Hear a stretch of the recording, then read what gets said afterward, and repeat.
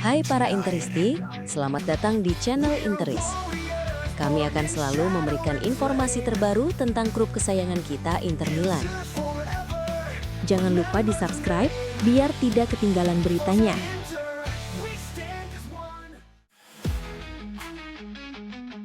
Langkah Inter Milan di Liga Champions resmi terhenti di babak play-off. Setelah tumbang di leg pertama di Norwegia, Nerazzurri kembali dipukul Bodo Glimt dengan skor 2-1 di San Siro. Kekalahan ganda ini langsung disorot tajam oleh Corriere della Sera.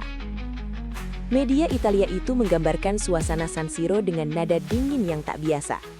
Bodo tampil tanpa ampun, mematikan harapan comeback sejak awal. Kemenangan tim Norwegia atas runner-up Eropa disebut sensasional, baik dari segi permainan maupun dampaknya. Inter memang menekan, tetapi serangan yang tidak rapi membuat mereka kembali terpukul di babak kedua. Pola yang terus berulang sepanjang kampanye Eropa musim ini. Kontras terasa jelas saat peluit akhir dibunyikan. Stadion terdiam, sementara kubu tamu merayakan sejarah. Inter kini dituntut segera bangkit agar kegagalan ini tak merembet ke Serie A.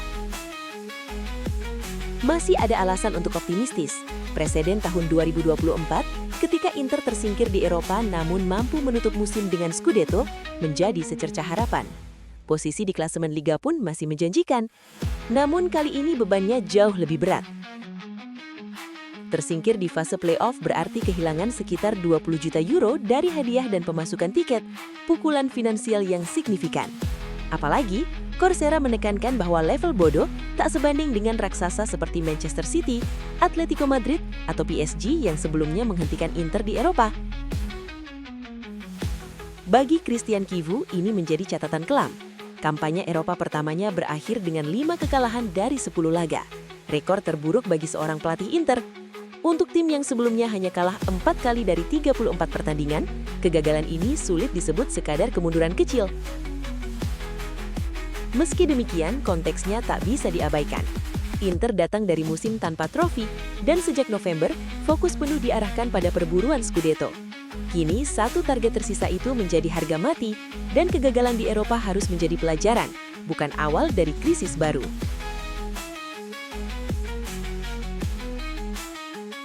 Ada tanda tanya besar di sekitar Nicolo Barella. Gelandang andalan Inter Milan itu tengah melewati periode sulit, dengan performa dan angka statistik yang menukik tajam dibanding musim-musim sebelumnya. Situasi ini mulai mengusik kesabaran para tifosi. Malam pahit di San Siro saat Inter disingkirkan Bodo Glimt dari Liga Champions menjadi potret nyata problem tersebut. Barella yang dipercaya mengenakan ban kapten menyusul absennya Lautaro Martinez, tampak kesulitan mengimbangi intensitas dan mobilitas tim tamu. Energi yang biasanya menjadi ciri khasnya tak terlihat. Begitu pula ketajaman dalam mengambil keputusan. Secara angka, kontribusi Barella juga merosot. Sepanjang musim ini, ia baru mencatat 1 gol di semua ajang, itu pun saat menghadapi Cremonese pada awal Oktober. Asis dan momen penentu yang dulu kerap hadir kini jarang muncul. Bukan hanya soal statistik, tapi juga pengaruhnya dalam mengendalikan ritme permainan Inter yang terasa berkurang.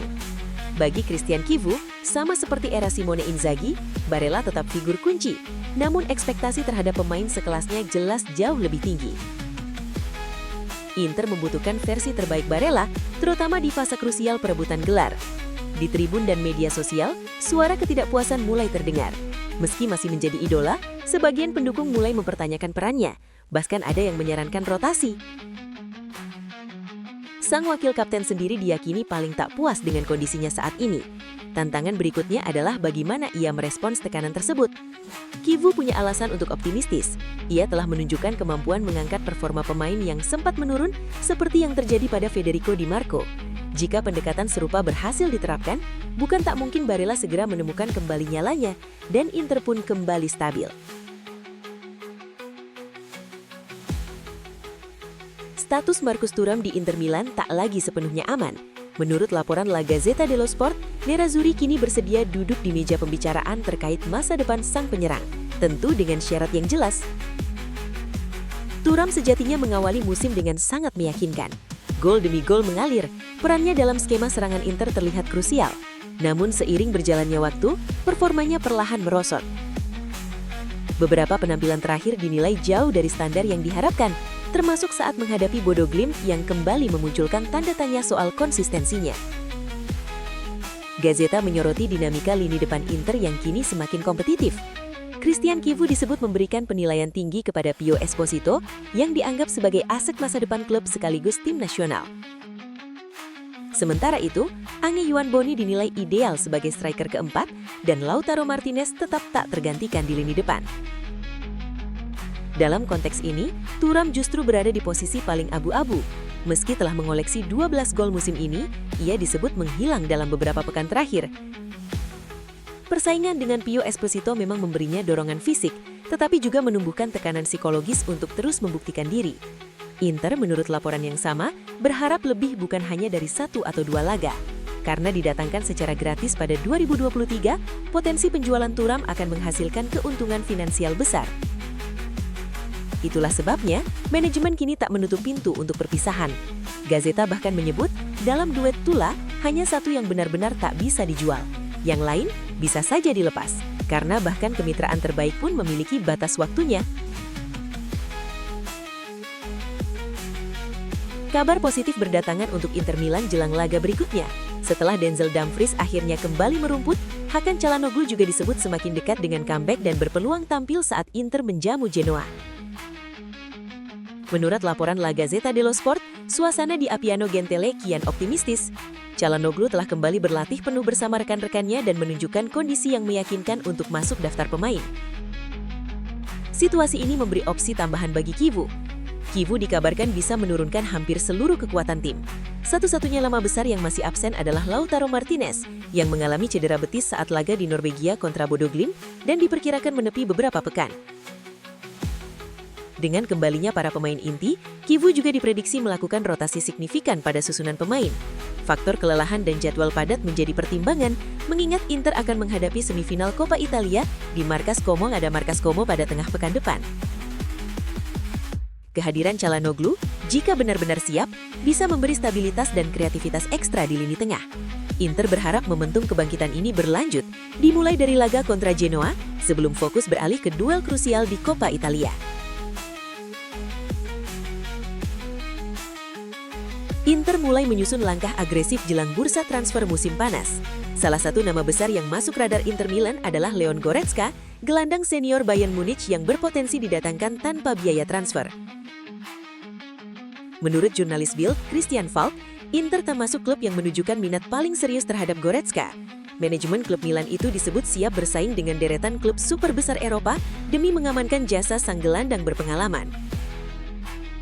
Langkah ini tak lepas dari evaluasi besar yang tengah dilakukan Inter usai kegagalan mereka di Liga Champions, termasuk tersingkir oleh Bodo Glimt. Inter menginginkan memperkuat lini tengah dengan sosok berpengalaman di level internasional, dan Goretzka dinilai memenuhi kriteria tersebut. Masa depan pemain internasional Jerman itu sendiri tengah di persimpangan. Bayern dikabarkan tidak berniat memperpanjang kontraknya yang berakhir pada akhir musim, sehingga membuka peluang besar bagi klub-klub top Eropa untuk bergerak.